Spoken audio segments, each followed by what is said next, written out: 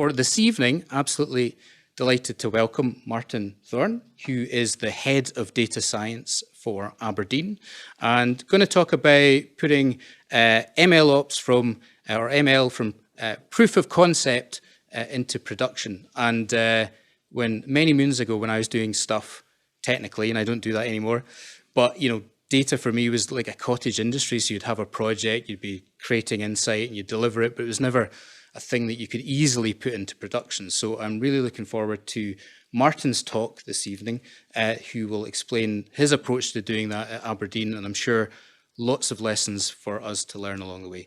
So please give a warm welcome to Martin. And Chris will follow up with a Q&A at the end. Martin. Thank you. Good evening, everyone. Got to be honest, I agreed with Michael from MBN I'd do this, and that was fine, it's all in the future. And then it gets closer and we're sold out. That's a bit daunting. I'm going to put it online afterwards. Okay, I'm going to live stream it. Oh, wow. Right, okay, I really can't swear now. I think actually my children might be watching, which is really quite daunting as well. So good evening, everyone. Thank you so much for taking time. You all have other places you could be, so really, really grateful that you've come out. Hopefully I can repay that with something that's quite interesting. So, yeah, I'm going to talk about moving from proof of concept into production, because that's where I think the biggest challenge we've got as a data science community is. We've got lots of super smart people, but when you actually look at companies, how many companies are really putting that super smart feeling and theory into practice? I think that's a smaller number. I should also say hello to the internet as well, to people that have joined us there. So I don't know about you, but whenever I go to a conference or I see somebody online, there's always two questions I have in the back of my head that may be a bit harsh, but I always think, well, who are you? And two, why should I listen to what you've got to say, right? So maybe some of you feeling the same thing, so I'll address that just now. So my name's Martin Thorn. I'm Head of Data Science and Data Platform for Aberdeen. Aberdeen might not be a company you've immediately heard of, but you'll have heard of Standard Life and maybe Aberdeen Asset Management. So a big asset manager based in Edinburgh. Prior to that, I was at Clydesdale Bank for 2 years, Sky for 10 years, Scottish Power, etc. The first thing to get out, in case anyone's Googled it, I'm not a data scientist. I am head of data science, but I'm not a data scientist. I've actually got an arts degree, believe it or not. So my career is, I'm an analyst by trade. I've spent the last, embarrassingly enough, 25 years as a data career making sense of data for really important people in a company. Whether that's as an analyst, I was in technology for a long time, so in Sky, I ran their entire BI platform, so that was business objects back at the time, looking after all their data warehousing. I've looked after their contact center telephony. I looked after various different things. It's been a disparate career if you look at my LinkedIn, but the common thread's always been, I make sense of data for really important C-suite type people. And about 4 years ago, I started to specialise in data science, and I picked up a data science role in Clydesdale Bank, which is now Virgin Money UK. And I built a data science team out for them, worked with them for 2 years, and then I've done exactly the same at Aberdeen for the last 2 years. And I'm actually just about to change role again. And if anyone's been through the kind of interview thing lately, you have to think about what have I done and what am I good at and what am I not good at. That's really prompted me to think, well, what have I learned in the last 4 years? And what I'm actually going to be leaving the data science space and getting back into the kind of data warehousing kind of space. And so it's really prompted me to think about what have I learned in the last 10 years? Is there a gift? Is there something I can pass on that say, here's what I've learned over the last 4 years, which may or may not be useful. So I've got 10 top tips. We've got time for questions at the end, so I'm happy to hear disagreements and boos at the end. We'll go through it, but really want it to be kind of interactive at the end. So anything you don't agree with, please tell me. I just want a debate about it. But this is very much my view, coming at it from a kind of corporate and commercial space. So without further ado, tip number one.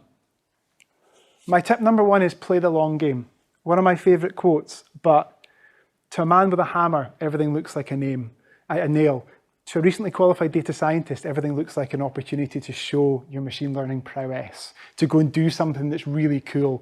And my approach to this is always, I want to walk first. Let's walk, let's crawl, let's run. You might be really lucky and you might be working in a company that is ready for deep neural networks.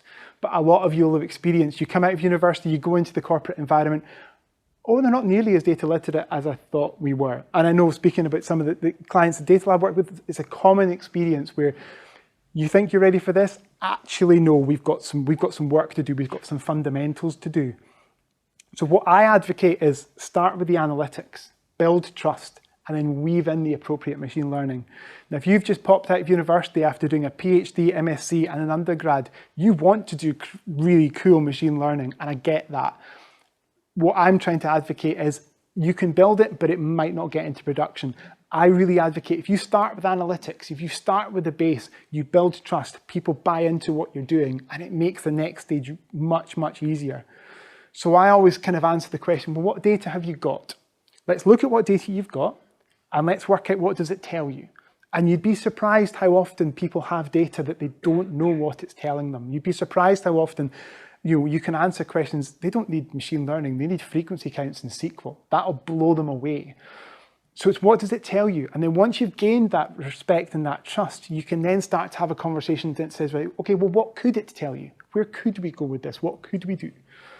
And in Aberdeen, we started speaking to a department 18 months ago, and they came to me and said, we want to do machine learning. And I was like, brilliant. It's a brilliant use case. Really, really nice department. Said, this is going to be amazing. And we sat down with them and we said, oh, you're not ready for machine learning. You're not at that stage in the journey yet.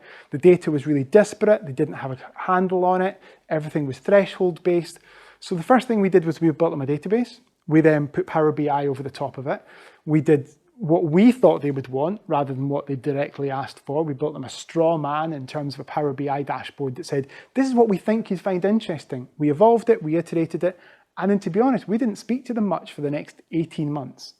Now, I'm quite a passionate, driven individual. 18 months for me is an eternity.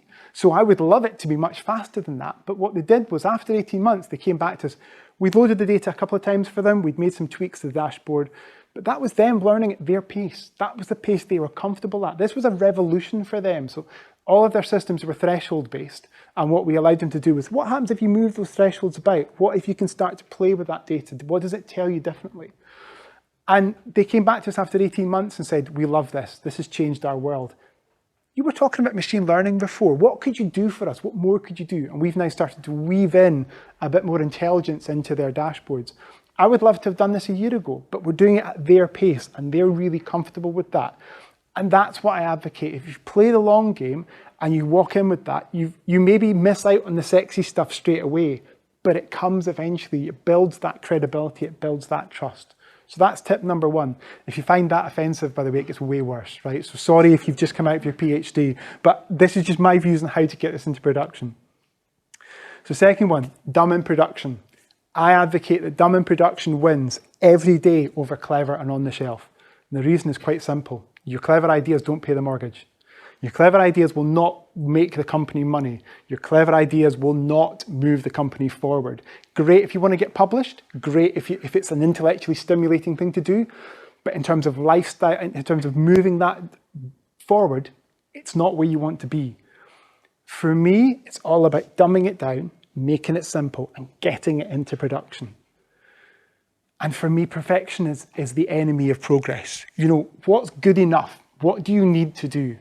I see far too many examples of people spending time and energy taking a model from 85% effective to 90% effective, when what people are doing at the moment is the equivalent of throwing a dart at the wall and going, we'll do that. You know, so you need to look at what's good enough. What are you replacing? What are you talking to people about? What is good enough for them to take it and run with it? It's really intellectually satisfying to move at that next stage. But the conversation I always have with my team is, if we've got a model here and you want to spend 2 months perfecting it, I could either spend 2 months perfecting it, or I could go and do something brand new with a new data set for 2 months. What's going to give me the most value as the team owner? Well, it's probably going to be new data set, because that's maybe new people to impress, new things to go out with, new insight, new nuggets to find. That's probably more valuable to me in terms of representing back up to my line to say, what have you done today, Thorne? That's more interesting to me. And also, it's really, really easy to write a business case once you've got something in production. So if you deliver something, even if it's a bit shonky and you're not terribly proud of it, if it's in production and it's working, dead easy to then say to somebody, we've deployed this and we can see the value that it's creating in the business right now. It's not theoretical, it's actually delivering value just now. If you give me some more money, I can make it better, which will deliver you more value. That's what people are looking for. They're looking for that credibility. And it's all about what could you do versus what have you done. right? So there's lots of things that people in this room could have done, could do, great ideas. I'm more interested in what you've actually done. And that can seem quite, especially with such an academic discipline, that sounds like I'm being quite rude. And I don't mean to be rude. And to take it out of the context, who should do my loft conversion? So a wee bit of admin. I have 2 children. We live in a Victorian terrace in the south side of Glasgow. We can't go out. We can't go outside because other people live there. We can only go up. So we've got 2 children that are growing and we're wanting to build a loft conversion. Which architect should I use? Do I use the architect that's just out of university and has got great ideas and they're really outlandish? Or do I use the architect that's done 1 million loft conversions before? It's an eye-watering sum of money that they're asking for. And it's the same for the builder. I'm not going to use a builder that's got great ideas but has never done it. I've watched enough grand designs over the years to know how that ends, right? So I'm going to pick the proven, established, you can do it. That's what I'm going to buy. If it's my money, that's what I'm going to do. In business, it's the same. It's exactly the same. So I can look at a CV and I can go, God, your CV is incredible. I might actually hire the person whose CV isn't quite as incredible, but they've actually delivered stuff. They've been there, they've seen it, they've done it, they've got the t-shirt. That's what I'm looking for as an employer, is someone who can actually deliver. If you're the smartest person in the room, great. But if you don't have that kind of credibility in terms of being able to deliver stuff, it's all about what's good enough. And I'll give you an example. When I was at Clydesdale, and I'm very aware Anselma's in the room who works for me at Clydesdale, so hopefully I'll remember this right. You can heckle me if I don't. But when we were at Clydesdale, there was a business account managers, essentially. So they looked after 1,000 business customers each. Now, 1,000 customers is an impossibly large number for someone to look after. So on a daily, weekly basis, these guys and girls would basically go, who should I phone today? I'll phone that person. And what am I going to talk to them about? Well, I'm just going to talk to them about stuff. We built them a little app that basically said, of all the people to talk to this week, talk to these people and talk to them about these products. Because we looked at life cycle and we worked out, generally when you've been with us this amount of time, when the company's been open this amount of time, you want insurance, and then you want this product, then you want this product, this product. And we deployed it out to the market. The model wasn't the most efficient model. It's not going to be on any of my data scientist CVs. I'm pretty comfortable. Anselma, we can check your CV later. But I don't think anyone's going to go, that's the best bit of work I've ever done. But when we delivered it out to the account managers, they were like, this is fantastic. And I got a phone call from one of the guys who said, Martin, I was just speaking to one of my customers. You told me that they'd be ready for asset finance. I phoned them and they just bought it from one of our competitors.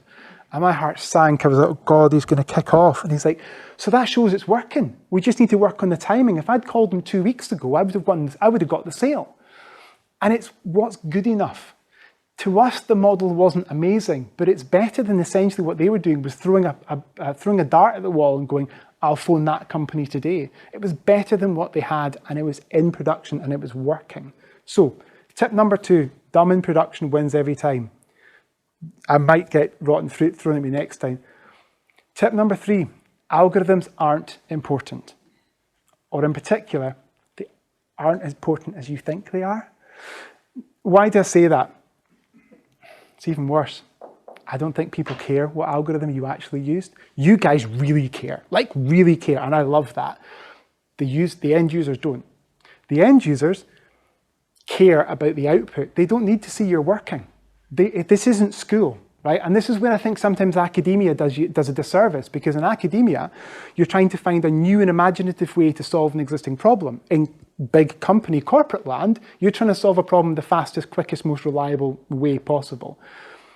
But ultimately, if you're a data scientist or data engineer or whatever the job title is, you've been hired as a professional. You're a professional and we trust your judgment, or at least we should trust your judgment. It's up to you. You pick the right algorithm, I'll trust you, you know. One of my guys was talking, I think it's at Hugging Face, they were talking really enthusiastically about, we just use Hugging Face. And I was like, what on earth is Hugging Face? And they were talking all about it. Great that it works. I just care about the output. I'm not that bothered about what you use because I'm trusting you to be a professional. In the same way I'm trusting my architect, I don't say to my architect, are you sure there's enough room around the bed? Are you sure we've got enough light coming in? Are you sure structurally it's not going to collapse my house? Because he's an architect. He's done all that work. He's got the packages. He's got the tooling. He's got the experience that I trust him. I've hired him. I'm going to listen to what he's got to say. And for me, if you can show great outcomes, no one really cares how you got there. You might find super technical stakeholders. So I work in an asset management world where a lot of my clients are PhDs and super, super clever. They do sometimes care about that level of technical understanding, but it's not what you lead with. It's not the first thing out your mouth. And I'm going to prove why algorithms aren't as important as outcomes. And this, you're going to, unequivocally, you're all going to walk away and go, God, he actually has proved it. I've just bought an iron, right? And I know it looks like I've never used an iron in my life, but I have bought an iron and I did use it this morning. And it's fantastic. My old iron broke, got a new iron. It's absolutely brilliant. I can judge whether it's a good iron or not. Does it iron my clothes? Does it spit water all over it? It's a cordless iron, which is witchcraft. I have no idea how this iron works. I didn't study irons at university. I don't have an electrical engineering degree. I have no idea how this thing works. It works. I pick it up, it irons my clothes, I put it down. It's fantastic. I can tell you it's a good iron because I'm looking at the outcomes of it. Everybody knows that. Everyone knows, is this a good car? Is that a bad car? Are these trainers good trainers? Are they bad trainers? Are they good headphones? Are they bad headphones? You don't need to be an expert in the technology to be able to assess whether the technology works for you. It's exactly the same for us here. We are talking about delivering an outcome, and our business users can tell you whether that outcome works or whether it doesn't. We may well get into a debate as to whether Hugging Face is better than some other thing that I'm not close enough to the detail to understand. We can get into that debate at a later date. That's not the important thing. Which leads me on to, outcomes are the ones that are important. It's not how you got there, it's where you got to. And I'm going to give you two examples. If you're sitting in front of a room full of people and you're trying to sell your latest thing, if you're saying, let me tell you about this algorithm, or you could say, this is going to save us 200 grand a year. What's going to grab the attention of the really important people? It's the latter one, every single day of the week. And I always say to my guys, you've got 30 seconds to sell your idea to somebody. What are you going to lead with? Well, you're not going to lead with, well, this is a random forest. What's a random forest? Well, let me explain to you how. That's 30 seconds gone, right? You need to lead with, what outcome is this going to give me? What is this going to do? How is this going to help me? And people buy ideas, they buy concepts, they buy lifestyles. I hate Apple. Hate's a strong word, but I really don't like Apple as a company. But Apple are fantastic at getting people to buy the latest products, and they don't talk about the technology. I've just walked past the Apple shop to get here, and it's the new chipset, supercharge your iMac, supercharge your iPad. And people just go, supercharge, that's good, that's better than non-supercharged. Cool, let's buy that. They don't talk about the silicon on the chip. They don't talk about, even if a new iPhone comes out, the camera's better. Very rarely do Apple say how much better or why it's better or what. They talk about the outcome. They talk about why you need it, why you want it. You guys, the experts, care about the technology, deeply, passionately care about the technology. And I wouldn't have it any other way. That's your job. That's what you do. But everyone else cares about outcomes. They really, really care about outcomes. And when I was hiring for data scientists in my Aberdeen role, we did a load of interviews, and then for the second stage of the interviews, we gave people data away, and we asked them, and the exact question was, come up with exciting insight. Tell us what you can tell us about this data. What did you find interesting? And they played it back, and I asked the same question. Tell us, you've had this data, you've had a few days, weeks to play with it. What did you tell me? What can you tell me? Almost every single person started their presentation with, the algorithm I used was. And even at the end of it, I came back to them and said, you've got 30 seconds to explain to the CEO why this is important and why he or she should fund it. Well, the algorithm I used was, I don't care. It's what's the outcome? What is it telling me? What does it do? Is it interesting data? Is there anything there? Did you find any nuggets? That's the bit I care about. We can get on to the how you got there later, but that's the bit I care about. Have I flogged that horse enough? I think probably I have. So tip number 5, again, you've just done your PhD. It's hard, but you need to be part salesperson. Change is really, really hard in companies, especially companies that have been going a long time and been doing things the same way for a long time. Explaining machine learning to people is really hard, right? It's a difficult concept, especially once you get into the more complicated models where it's like, why is it recommending that result over that result? It just is. It takes these factors, it does stuff, and then it kicks it out. That's a difficult thing to get people to buy into. So getting people to trust the IT is hard, but getting people to trust you is harder. Right? So in the environment I work in, asset management, it's not unusual for me to find somebody who's been working in asset management for 30 years. They know this area absolutely inside out. And I rock up with 2 years experience with somebody who got their PhD 6 months ago, and I go, I can do your job better than you can. And they go, really? How can you? You have to build that trust. And the salesperson, for me, it's all about simplifying your language. So the Apple example again, they're not talking about technical, they're simplifying the language. I was fortunate enough to work for Sky for 10 years, and I met the CEO of Sky quite a few times, a guy called Jeremy Darroch. Now, he's earning 7-8 million a year. So this guy's unequivocally one of the most important people I've ever met, or certainly one of the most well-paid people I've ever met. And when you ask, when people say, what do you explain? What do you do for a living? Why have you been at Sky for such a long time? Why are you so good? And he said, I just introduce clever people to other clever people, and they just do really good stuff, and I help them do really good stuff. And that was the level he talked about.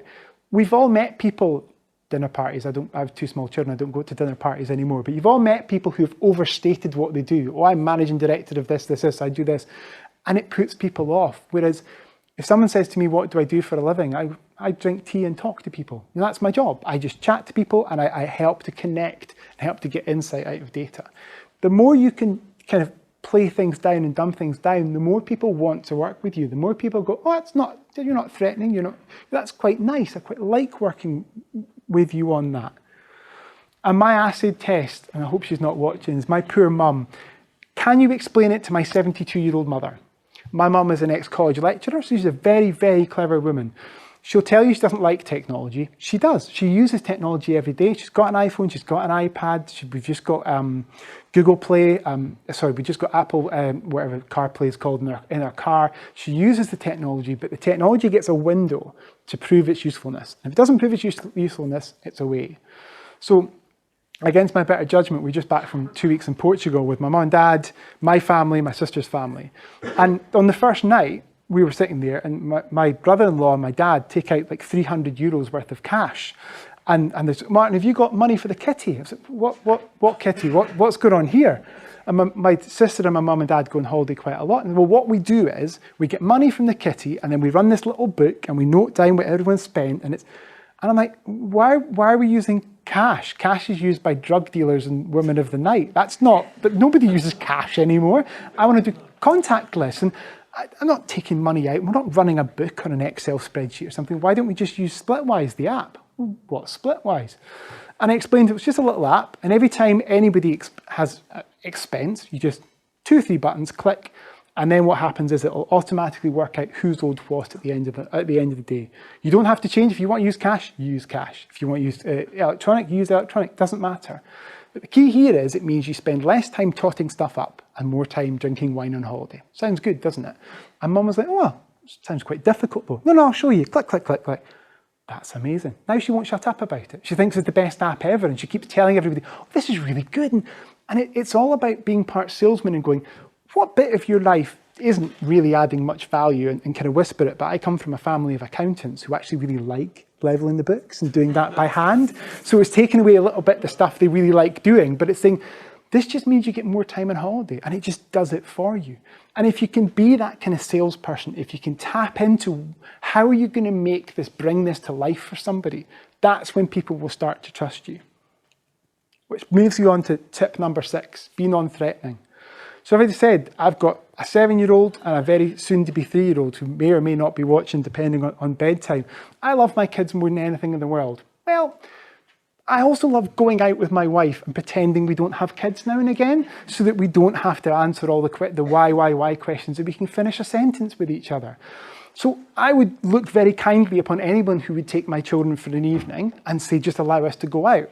But I wouldn't let a cannibal look after my kids, because, well, that's crazy. I'm not going to trust them to do that, because, well, they enjoy eating people. That's ridiculous. Clearly a ridiculous example. Would you help someone who could cost you your job? Now, we're really lucky. I'm guessing we all work in technology, right? So Technology people, especially highly skilled technology people, it's MBN guys will tell you it's a buoyant market. You can go and speak to Chris if you want a new job. You know, there's lots going on. It's a really lucrative market. We're really fortunate that we're unlikely to get made redundant anytime soon. Certainly not in the individual levels. If you're a middle manager and you've worked in the same company for decades and you do a fairly manual job, and one of us rocks up and goes, "Hi, can you tell me what you do for a living? Because I want to automate it." They're just, oh, no, I'm not going to help you. Why would I help you? And everybody knows if you give computers an inch, they take a mile, right? Google's sentient these days. You know, we've got all these different problems, self-driving cars and, you know, all these different issues that people read in the Daily Mail or whatever. People are scared. They're nervous of the technology. And we're coming along saying technology is going to make your life better, and they're suspicious, right? So I advocate starting out with something that helps them. Find something in their job that they don't enjoy, or something that takes up too much time, or something that's just an add-on, and say, can I help you make that a bit better? And generally you'll get a good response to that. It's like, what in your job do you just hate? The mundane bits, the bit that takes that horrible bit of work that you don't enjoy. How can I take that away? And if you can make them look like a rock star, so to my Clydesdale example before, making a salesperson look like a rock star by making their job easier, that's when they trust you. That's when they go, well, that's quite good. What more could we do? You've already increased my bonus. You've got the best sales result I've ever had this year. What more can we do? How can we work together? I like that. Help me. And once you've done that, you can talk to them about the next stage. You can explain to them, right, well, you know how you enjoyed doing this? Well, I can help this and I can help that. And before you know it, you've got an advocate. You've got someone who wants to work with you. Which leads me on to tip number 7, which is befriend the incumbent. So almost inevitably, if you're building something, you're replacing something, right? It might be that somebody's built this god-awful Excel sheet that's been there for 15 years and it's full of VBA or whatever. It might be an Access database. It might be something really smart. It might be somebody going to a different office once a week to go and speak to somebody. You're doing something that's going to replace something that someone else is doing. That's someone's baby. And they really, really care about it. They really, really like it. It's what they do. It's what they've been doing for decades. And you rocking up and telling them their baby's ugly, that's not a good look, right? That's a particularly difficult sell. So how do you get around it? They've got something they really love. You think it's awful and you want to replace it.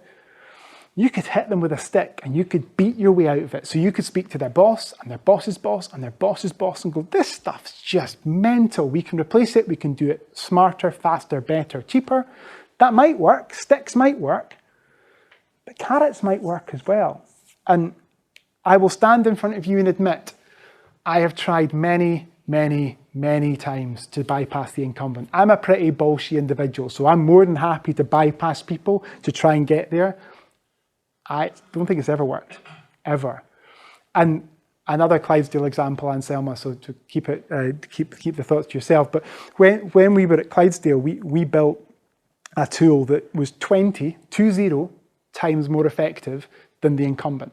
20 times more effective.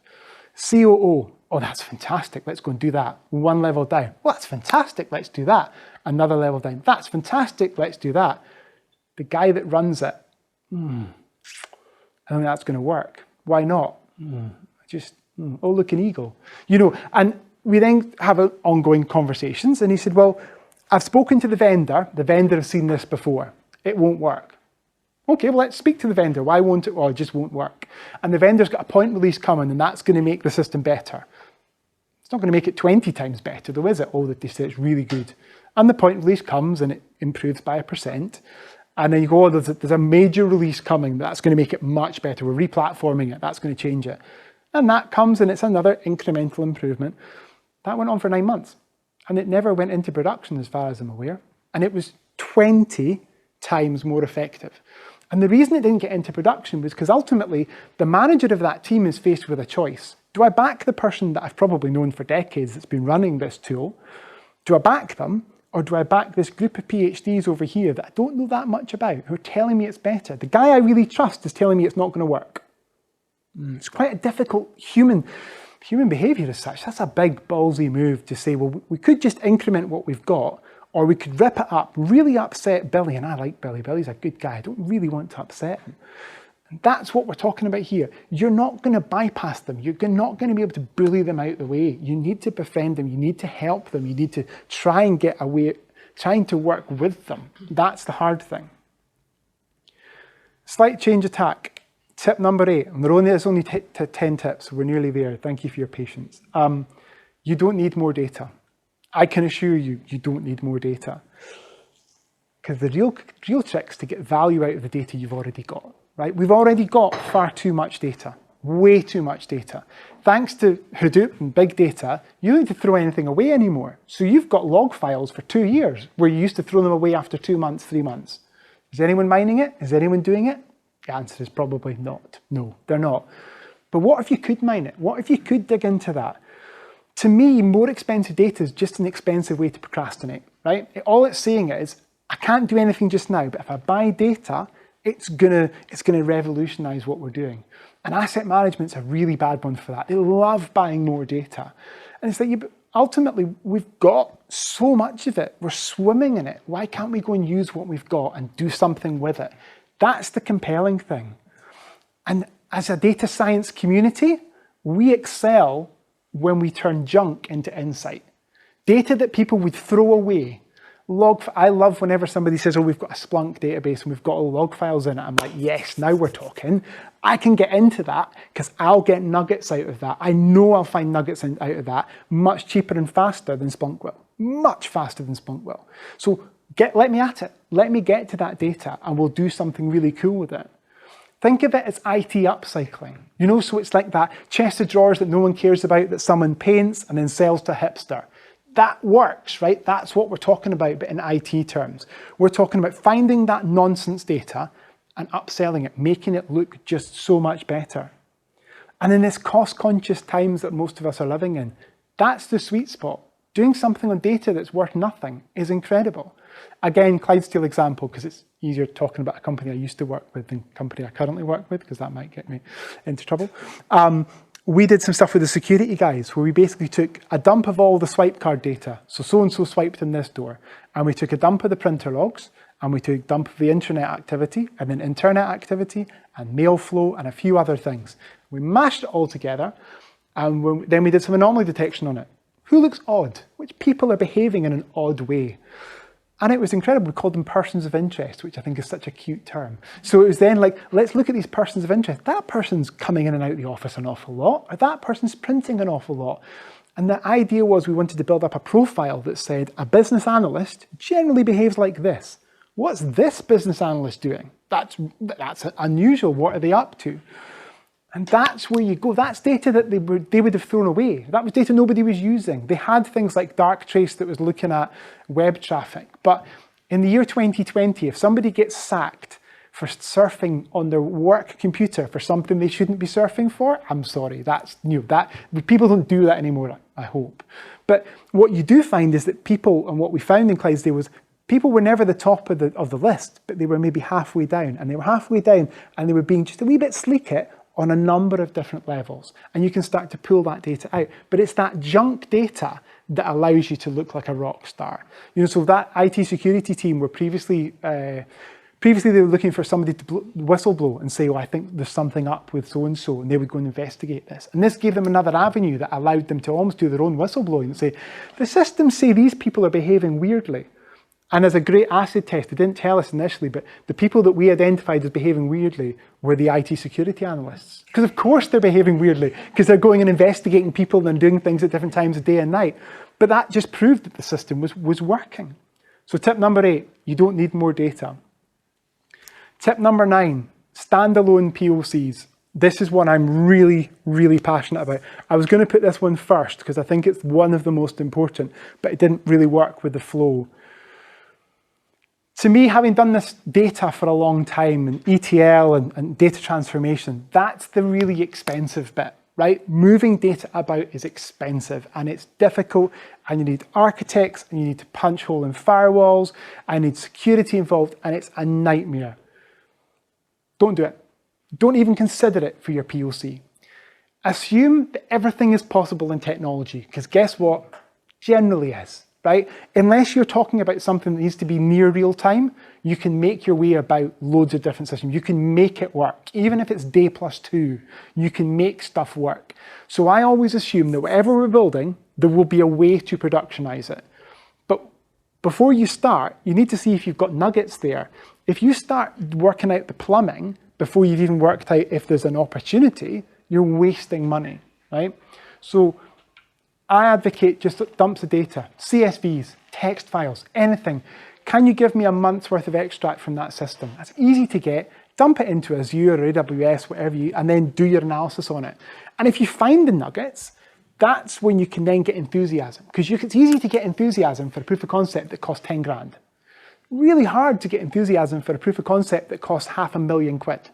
So if you're trying to say to somebody, the frustrating thing about what we all do for a living is you don't know, there's no certainty of output. I'm going to go and investigate this data and it might have something cool in it. Well, that's difficult. If I'm going to spend £500,000, I want certainty that you're going to find something great. I can't give you that certainty because we've not looked at it yet. At £500,000, that's a problem. At 10 grand, to a lot of companies, people are paying consultants £1,000 a day. So if you're charging somebody 10 grand for a month's worth of work, that's pretty reasonable. You need to turn the IT model on its head. If you speak to somebody, what do you hate about IT? It's too slow, costs too much money, you all speak a stupid language, I don't understand. People don't like dealing with IT. So turn it on its head, make it easy. If you can then have the conversation that says, look what I achieved for almost nothing. Imagine what I could achieve if you gave me proper cash. And back to my kind of idea about getting stuff into production. If you get it into production, it's easy to then go, that's brilliant. If I give you more money, I'm just going to get more of that. You create certainty of output by doing that. And again, at Clydesdale, we just used to charge people's cost codes. So we would just say to an individual department, we will charge you 10, 20 grand a month. And every month we'll meet you and you can tell us, is that actually useful to you? Are you getting value? If you're not getting value, we'll just shut it down, we'll do something else. But if you're getting value, we'll just keep doing it. And we'll keep doing it until you get more value. So, final one. Tip number 10, you need to kiss a lot of frogs.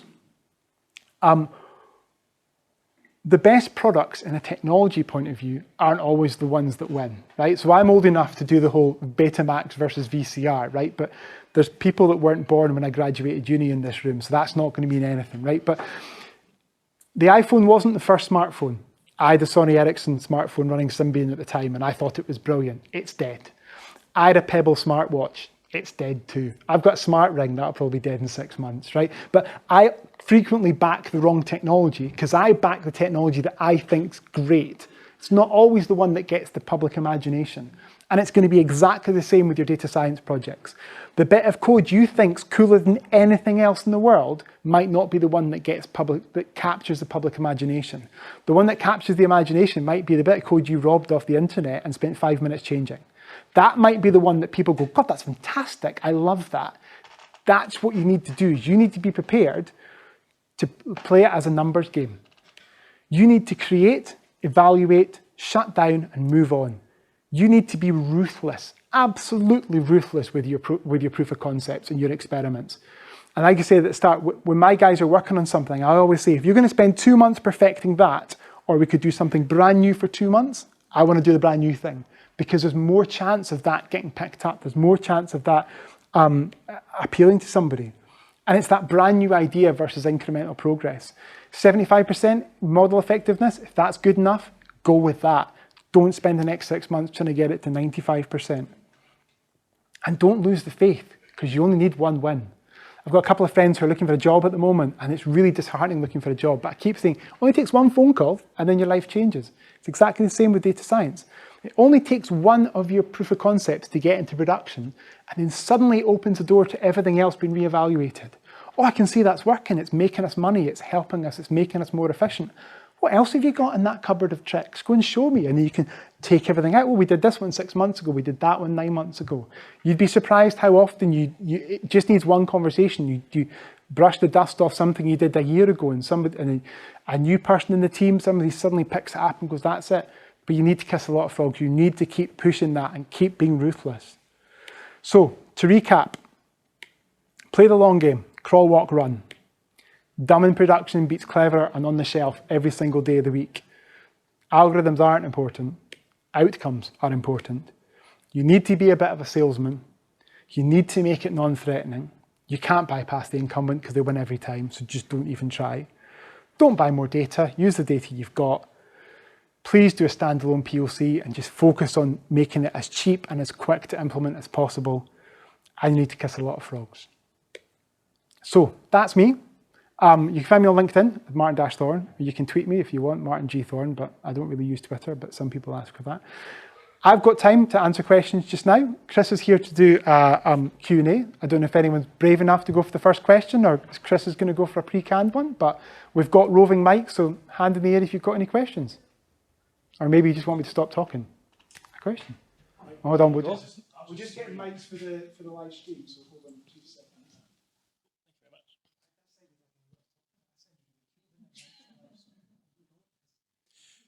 So you talked a lot about essentially having data scientists who have a good product focus rather than focusing just on the tech. Have you got any good tips to kind of foster that kind of behavior at work, or just like get them to actually gain more domain knowledge into the work they're doing?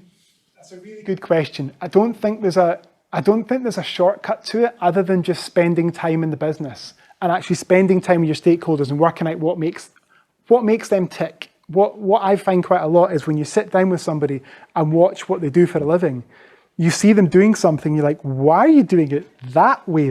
I can help you with that. And I think that's the only way to break in, is just to kind of drop the pretense and go, right, I'm not going to deliver a machine learning algorithm this afternoon. I'm going to speak to somebody. I'm going to learn more about the business. That's the only way you can do it, is just understand where their pain points are and try and see if you can think of a way to help them. And just listen to the way they talk and listen to the things that help them. And the other kind of fairly obvious thing is you don't get the behavior you expect to get the behavior you incentivize. So often for the people in the business, what are they incentivized to do? They're incentivized to make this product better, to make this more efficient. If you can tap into that and say, I can help you, if it helps their bottom line, that's it. But it's a hard one because all the way through university, they don't prioritize soft skills. Right? And I'm not having to go at universities. I would do exactly the same. They prioritize deep technical knowledge over everything else. There are not that many companies in Scotland that are ready for deep neural networks. But there are a hell of a lot of companies that would love you to come up and build a database for them because they're currently running it in Lotus Notes or Access or something like that. I mean, you're laughing. There are still Lotus Notes, Domino's databases out there. There's loads of them. And there's people who are making their living and making them a little bit better. So for me, it's all about just getting closer to the business and just understanding what makes them tick. I don't know if that answers your question. Hopefully it does. It's not an easy one though. And if I'm hiring, I will usually hire for the softer skills before I'll hire for the technical skills. Because like I say, in my company just now, the most technical person in the room will just be wasted on me. I would much rather have somebody who isn't quite as good technically, but has got that ability to communicate with people a bit better. They're not mutually exclusive. You see people like Cassie Kozikov from Google, if you follow her, she's incredible at both. She's a unicorn, and Ali K. Miller from AWS are both brilliant technically, but also with the good communicators, but it's pretty rare.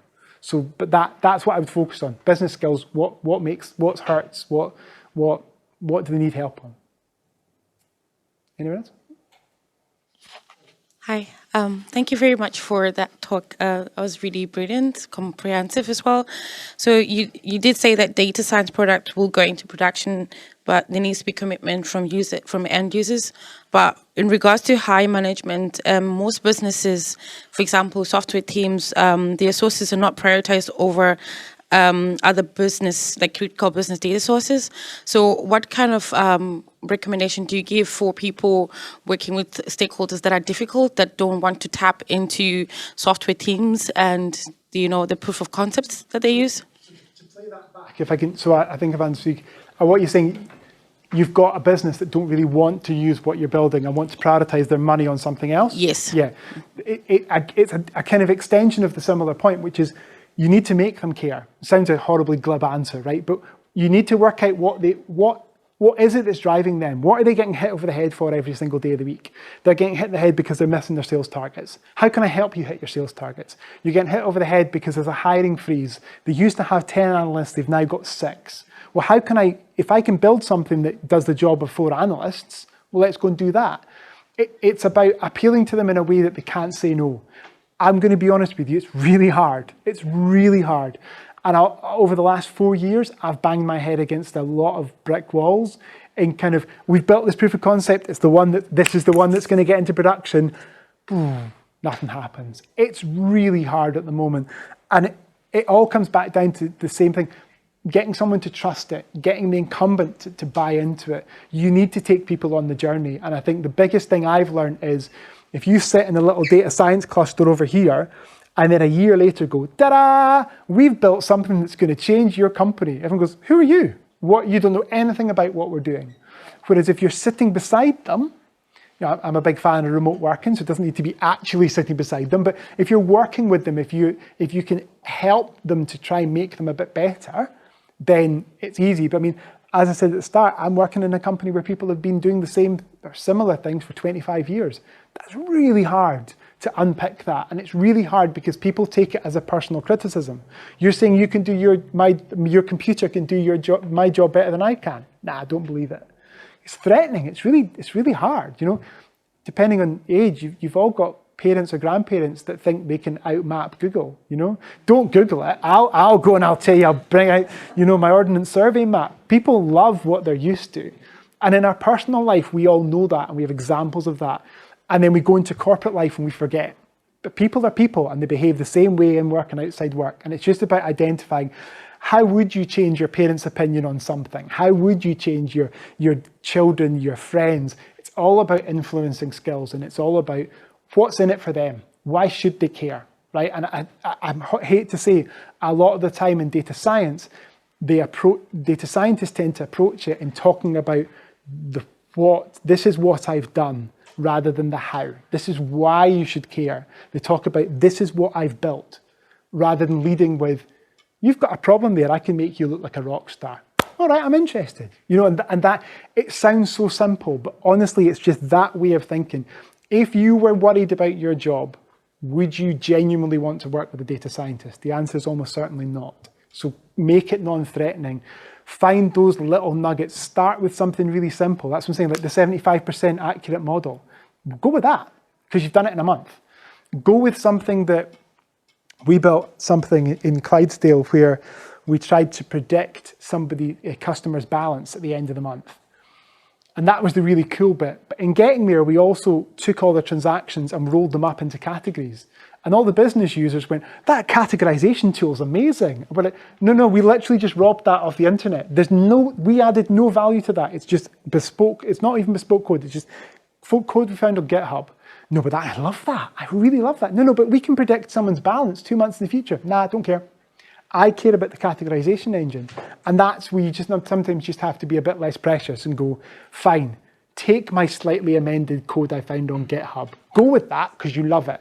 And then we can build on it. But it's single-handedly the hardest thing. And it's difficult. It's really hard because people are naturally quite suspicious. And, you know, rocking up with people that are as old as their children, often you're speaking to someone and I've got a 22-year-old PhD student telling me that they know what they're talking about. I don't know if that's technically possible, is it, to be a PhD at 22? But anyway, it's really hard. It's really hard. So that's the only thing I can say is just try and simplify it, try and get in their head, try and work out what would make them look like a rock star. That's generally what I'd advise. Hopefully that helps.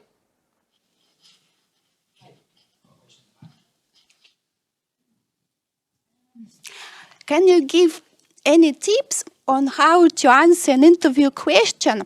Tell us about a time you have changed the accepted way of doing things. Because I'm finding this interview question really hard. I can tell in my last job, my team used Power Queries to process and transform some 80 Excel spreadsheets. And I told them I could write a Python code with a loop to do exactly the same. And I demonstrated how to do it. I have written some detailed instructions with screenshots, but they were still very, reluctant to change how they were doing it. So I wonder how I could answer potentially an interview question about some innovation. Focus on machine learning. Because almost certainly you don't have an example that's machine learning related. So I think Power Query is a good example, right? Where you can I would just simplify it and say, we talked to someone about the fact that they should consolidate all their data into one database. You need to massively simplify your expectations, because that's really what, to win someone over in the really complicated stuff is really hard. So, but most people will have an example. My stupid example of making my mum use an app on her phone as opposed to a bit of paper.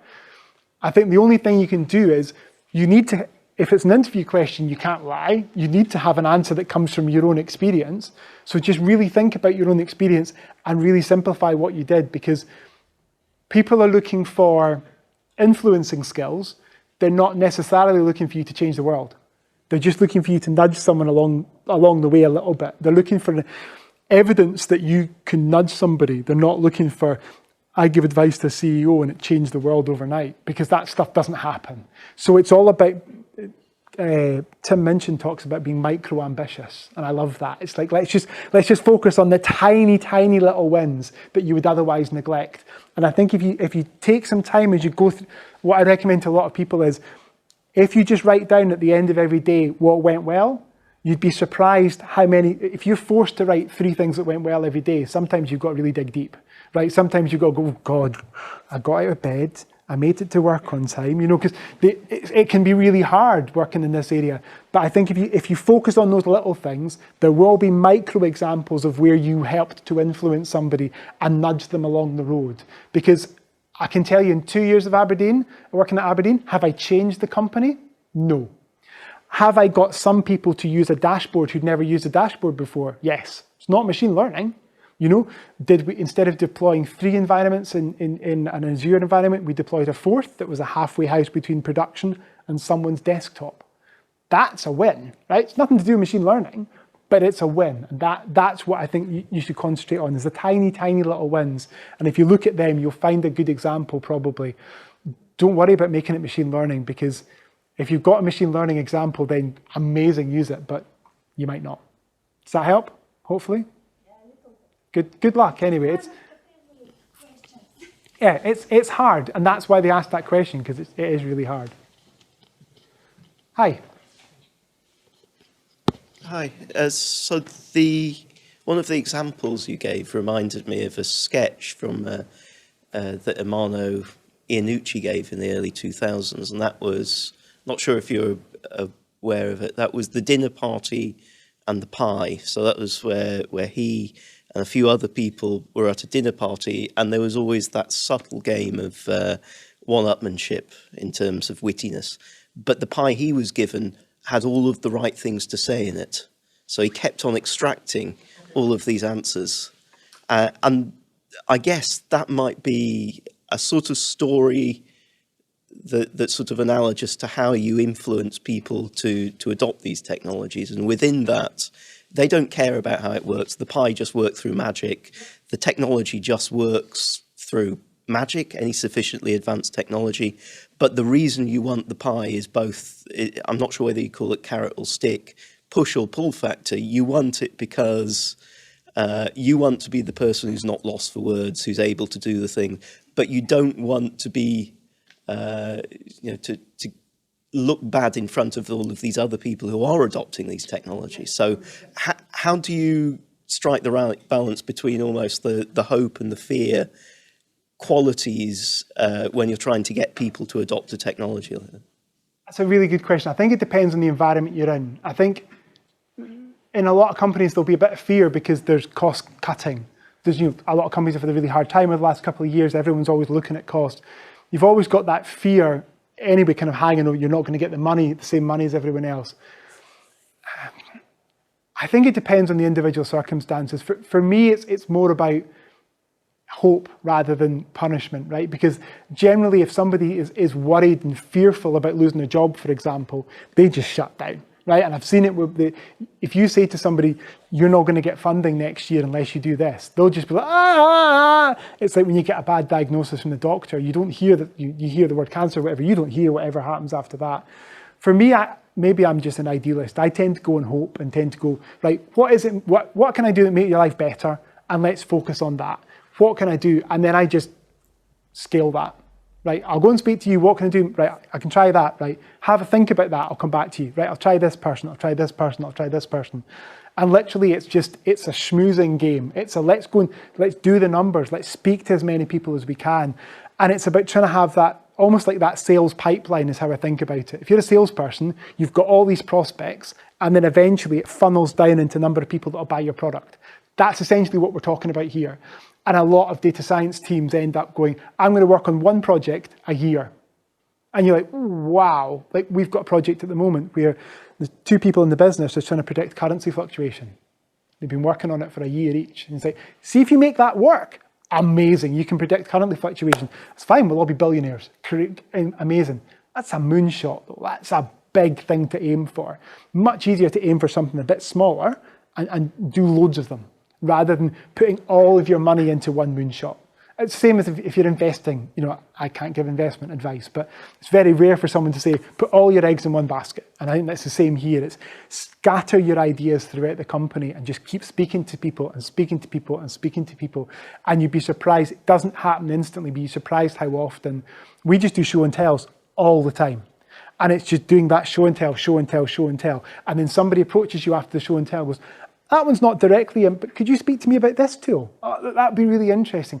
That's what it is for me, is just hope's probably the way I would focus on. And I hope people will go for it, even if there's a bit of a fear behind them. They don't want to be left behind, but stick's hard. Carrot's always easier, I would say, as an optimist.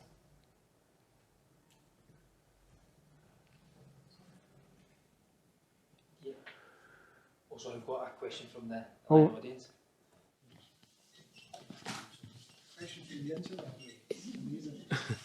Trying to multitask over here. Hopefully I do this justice. I know you mentioned that analysts should be ruthless and move quickly to other stuff when the proof of concepts are not turning to production as expected. But if you're not getting results, what do you do to encourage such analysis? And that's from Idris on the live stream.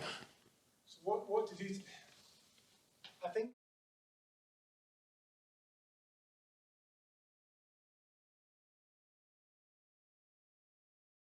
if you're being ruthless and your proof of concepts are quite cheap, no one's going to stop you doing them. If your proof of concepts cost 100 grand a time, you're going to run out of road pretty quickly. But if your proof of concepts are quick and easy, there's no risk for the business to do it. You know, we talk about that all the time.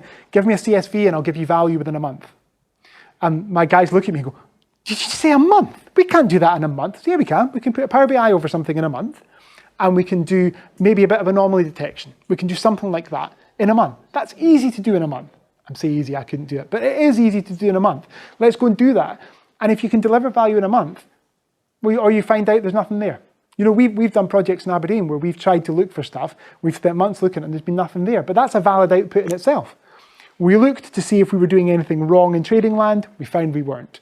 We looked to do audits. We found we weren't doing anything wrong in audits. That's a valid outcome, but just done it, we've done it, wash our hands of it, move on to the next thing. The cheaper you can make these things, the faster you can make your proof of concepts, the less pushback you're going to get for doing them. That's the key for me. The other way to do it is you have a cash cow and you do what I call pro bono stuff. So you've maybe got, these ones are paying the mortgage, and I'm going to do these ones in the background because these are quite good fun. And these are the ones that we did some work with vulnerable customers where we were trying to predict people getting into financial distress. And there's no real commercial upside to that, you know, but what there is it's great for our reputation, it's great for the FSA, and most importantly, it's great for customers. We did that as a free piece of work. So we basically said in our spare time, essentially, we're going to go and do that. And we were able to look at, if you tell me these customers are vulnerable now, we can look back 6 months, work out that glide path down to vulnerability, and we can tell you the customers we think are going to be vulnerable in 6 months. There's not really a commercial uptick to that, but it's the sort of thing that somebody would go, oh, I'll go and do that. So you just have to mix it up, and you just have to being ruthless is great, but keeping things as cheap as you can, because you're all employed to do a job, you all need to do work. So it's about finding that balance. But sometimes you do need to do things off the side of the books to say, these are the ones this is the dog food that's paying the mortgage. I'm going to do the exciting stuff, you know, in my own time, half an hour a week, whatever it is. Hopefully that answers the question. Was it Idris, I think, in the interweb? Any other questions? Oh, question there. Sorry, I was going to say, Chris, you must have a burning question for me. Question, Martin, you'll be surprised to know. But you mentioned about building your loft conversion, and you said every day you're going to hire somebody that's done it 100 times over the new architect with loads of new ideas. So I thought we'd probably have some grads in the audience that are coming out of uni, they've got loads of algorithms they're excited about, they've got great new ideas, but how do they showcase to commercial organisations that are outcome driven or that they are commercially savvy? So how are they getting that across so that they've got a chance if they're competing against a commercially experienced data scientist? So I think all you can do is, similar to the answer I gave Lady earlier on, I think is it's really difficult to do that in data science because you're a grad, you don't have the experience, you don't have the data, but there's loads of free data sets available. You know, so if you go out, there are loads of companies that are publishing free data sets that you can play with. There's loads of dashboarding tools that you can use for free. So there are things you can do that will show in your own time, this is what I've done. One of my old data scientists you know quite well, Chris, he used to go out in his own time and get the Twitter API and go and find out, well, let's go and see, Gavin, sorry, his name is, Gavin would go and get the Twitter API and just find something interesting about from Twitter feeds, be able to track this. There's always things you can do with free data sets that will show how good you are and that show what you can do. And that's not an idea, that's, I got it, I built it, this is the dashboard I built, this is interesting. Or you take it out of data science and you do something just a bit more mundane and say, I built a Power BI dashboard, I built a database, I helped automate somebody's Excel. It's all about showing you've got the nous to do it. You don't necessarily need to have done it for data science. Yeah. You know, it's about showing that you're commercially aware and showing that you understand more than showing you commercially aware and you understand the data science. That would be the ideal. If you're glad you don't have that opportunity, but there are loads of great free data sets. Go and play with them. Go and do something with them. Go and see what you can do.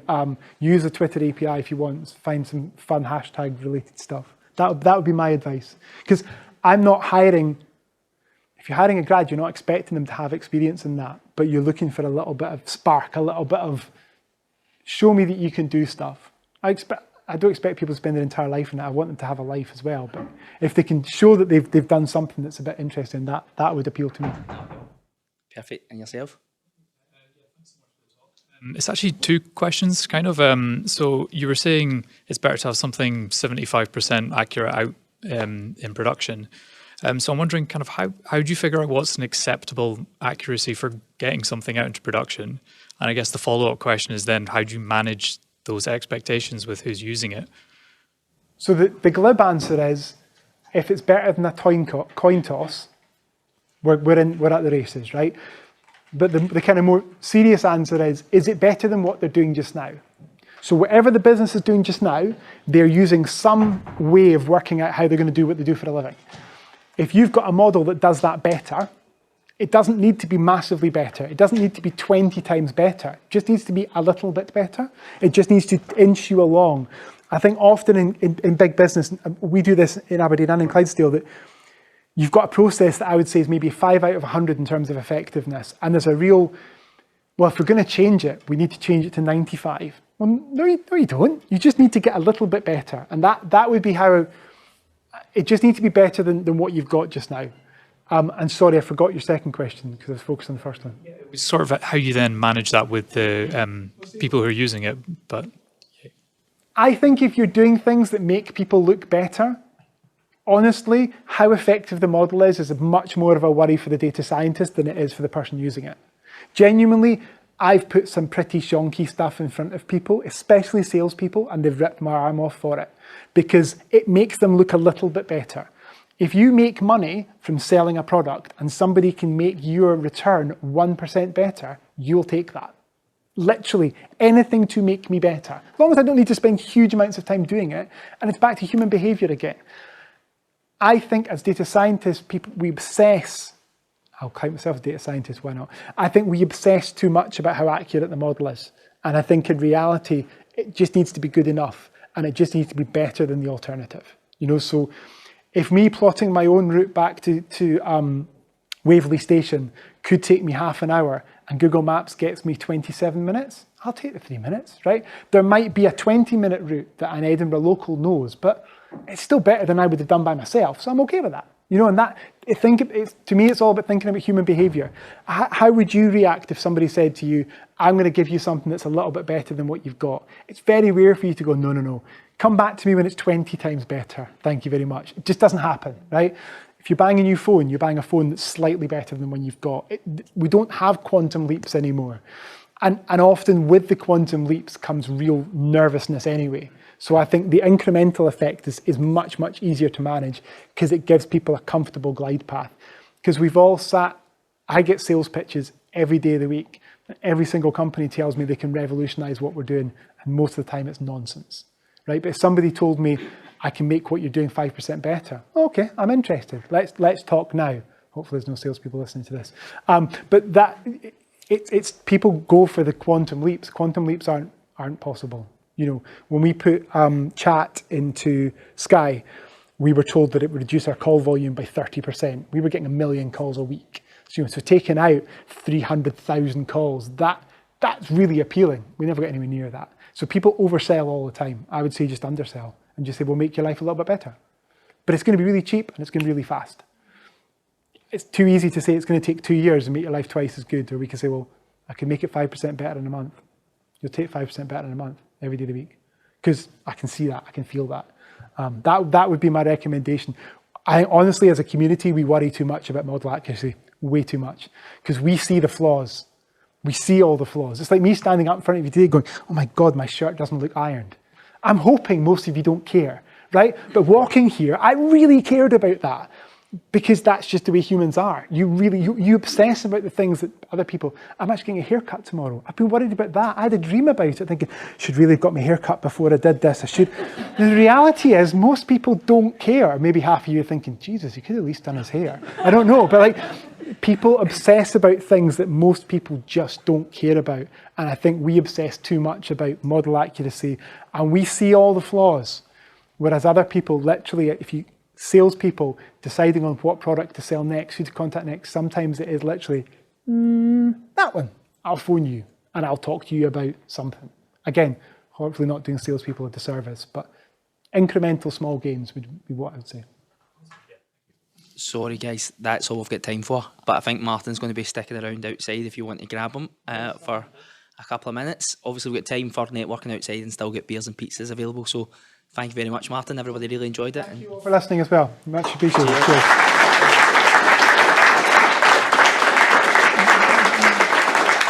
Thank you.